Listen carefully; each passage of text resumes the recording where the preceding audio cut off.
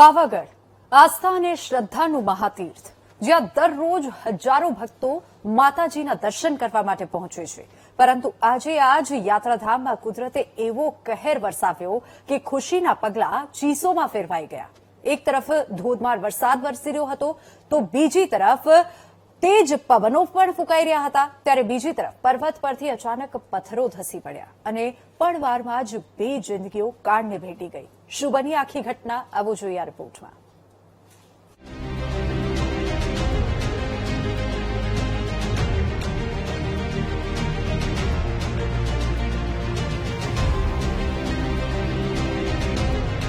ચોમાસાની શરૂઆત તો થઈ ગઈ છે અને વિશ્વ વિખ્યાત યાત્રાધામ પાવાગઢમાં વરસાદી માહોલ પણ છવાઈ ગયો છે. પરંતુ તે વચ્ચે એક ગંભીર દુર્ઘટના સર્જાઈ છે. પર્વત પરથી અચાનક મોટા પથ્થરો ધસી પડતા દર્શન કરીને પરત ફરી રહેલા શ્રદ્ધાળુઓ તેની ઝપેટમાં આવી ગયા. આ દુર્ઘટનામાં 15 જેટલા લોકો ઇજાગ્રસ્ત થયા છે, જ્યારે 2 લોકોના મોત થયા હોવાની માહિતી સામે આવી છે. વરસાદ, ધોધમાર વરસાદ હતો, વાવાઝોડું વરસાદ હતો અને ધુમ્મસ હતું, એકદમ અંધારા જેવું હતું. તે જ સમયે આવું થયું. આ લોકો દર્શન કરવા આવ્યા હતા અને કેટલું વહેલી સવારે થયું, એટલે કેટલા પથ્થરો ધરાશાયી થયા? લગભગ મોટા મોટા પથ્થર 2 પડ્યા હતા, એની નીચે દબાયેલા હતા. તમે કોલ મળતાની સાથે તમારા કેટલા માણસો લઈને ગયા હતા અને શું મદદ કરી? લગભગ અમે 15-20 જણા ગાડી સ્ટાફ થી માંડી સ્થાનિક દુકાનદારો ને બધા ભેગા થઈને અમે તાત્કાલિક ત્યાં સ્થળ પર પહોંચ્યા.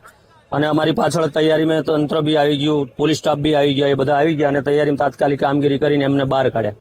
સુરતથી આવેલા દર્શનાર્થીઓ પગથિયા ઉતરી રહ્યા હતા, ત્યારે ધોધમાર વરસાદ અને તેજ પવનના કારણે પર્વતનો એક ભાગ ધસી પડ્યો હતો અને અચાનક પડેલા પથ્થરોના કારણે સ્થળ પર અફરાતફરી મચી ગઈ અને લોકો જીવ બચાવવા દોડધામ કરવા લાગ્યા. સમય હતો, ઉભા હતા 15 જણા. ત્યાંથી ઉભા આ ભાઈને વાગ્યું, મેં નીચે આવી ગયા.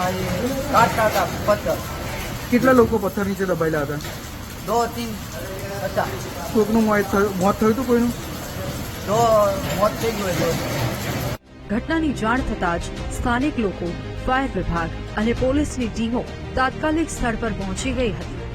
પથ્થરો નીચે દબાયેલા લોકોને બહાર કાઢવા માટે રેસ્ક્યુ ઓપરેશન હાથ ધરવામાં આવ્યું. ભારે પથ્થરોને તોડીને લોકોને બહાર કાઢવાની કામગીરી કલાકો સુધી ચાલી હતી અને ઈજાગ્રસ્તોને તાત્કાલિક સારવાર માટે હોસ્પિટલમાં ખસેડવામાં આવ્યા. પાવાગઢ ખાતે રાત્રે 116 mm જેટલો એક સાથે વરસાદ ખાબકતા ત્યાં પથ્થરો થોડા ધસી પડવાની ઘટના બનેલી હતી. એ દરમિયાન જે યાત્રાળુઓ પગપાળા જઈ રહ્યા હતા, એ પૈકી 6 યાત્રાળુઓ ત્યાં એક આડસનો ટેકો લઈને ઉભેલા હતા અને એ દરમિયાન પથ્થરો પડતા 2 જણાનું મૃત્યુ ગયું છે અને 4 જણાને ઈજા થયેલ છે. પાવાગઢના સમગ્ર રૂટનું ઇન્સ્પેક્શન માટે એક ટીમ બનાવવામાં આવી છે, જેમાં રેવન્યુ, આરએનબી, પોલીસ તેમજ ફોરેસ્ટ ખાતાના લોકો સાથે મળી અને આખા રૂટનું ઇન્સ્પેક્શન કરશે. ક્યાંય બીજા આવા કોઈ સેન્સિટિવ પોઈન્ટ્સ હોય તો આઈડેન્ટિફાઈ કરી કરેક્ટિવ સ્ટેપ લઈ અને ત્યારબાદ જ રાબેતા મુજબ યાત્રા શરૂ કરવામાં આવશે. દુર્ઘટનાના સમાચાર મળતા જ હાલોલના ધારાસભ્ય જયદ્રથસિંહ પરમાર પણ ઈજાગ્રસ્તોને મળવા હોસ્પિટલ પહોંચ્યા. એટલે જે ઘટના બની, દુઃખદ ઘટના છે, અમને પણ ખૂબ દુઃખ થયું છે અને જે લોકોનો સ્વર્ગવાસ થયો છે એમના આત્માને પ્રભુ શાંતિ અર્પે. આપણું વહીવટી તંત્ર બી તરત જ ત્યાં આગળ પહોંચી ગયું હતું. પાવાગઢના આપણા બધા જ જે યુવાનોની મંડળની જે ટીમ છે એ પણ પહોંચી ગઈ હતી. મામલતદાર ઓફિસ, પ્રાંત ઓફિસના બધા પહોંચી ગયા, રોપવેના પણ પહોંચી ગયા હતા અને બચાવ કામગીરી તરત જ શરૂ પણ કરી દીધી હતી. અહીંયા આવ્યા પછી દવાખાનાના સ્ટાફે પણ સરસ ટ્રીટમેન્ટ, જે ઇન્જર્ડ છે એને તાત્કાલિક ટ્રીટમેન્ટ મળે, સરસ ટ્રીટમેન્ટ પણ અહીંયા આપી છે અને અત્યારે જે 2 જણ છે એમની ટ્રીટમેન્ટ અત્યારે ચાલી રહી છે. આ દરમિયાન ઘટનાને લઈને વહીવટી તંત્ર પણ એક્શન મોડમાં આવી ગયું છે. પર્વતીય વિસ્તારમાં સતત વરસાદને કારણે સર્જાયેલા જોખમને ધ્યાનમાં રાખીને સુરક્ષા વ્યવસ્થાની સમીક્ષા શરૂ કરવામાં આવી છે. યાત્રાળુઓને પણ સાવચેતી રાખવાની અપીલ કરવામાં આવી છે. વિવેક સુથાર, વીટીવી ન્યૂઝ, પાવાગઢ.